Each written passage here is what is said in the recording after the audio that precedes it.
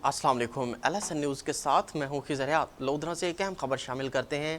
थाना जला अराई के करीब MPR 10 के करीब पुलिस मुकाबला हुआ, जिसके नतीजे में एक डाकू ज़ख्मी हो गया। पुकार 15 पर इतला मिली कि 2 कस मुलजमान ने असला के ज़ोर पर शहरी से 8,000 रुपये और मोटरसाइकिल छीन लिया है।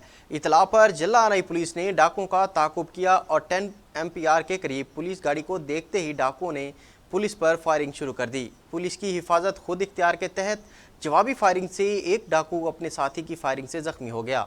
दूसरा डाकू तारीकी का फ़ायदा उठाते हुए फरार हो गया। जख्मी डाकू की शनाख्त अली हमजा सकना गुजरावाला के नाम से हुई, जो चोरी, डकैती और राहज़नी के 26 मुकदमात में मुलविस है। जख्मी डाकू अली हमजा से वारदात में इस्तेमाल होने वाली मोटरसाइकिल और एक पिस्टल भी बरामद हुआ। वाक़े की इतला मिलते ही DSP दुनियापुर मियाँ अब्दुल रऊफ़ नफरी के हमरा मौके पर पहुँच गए।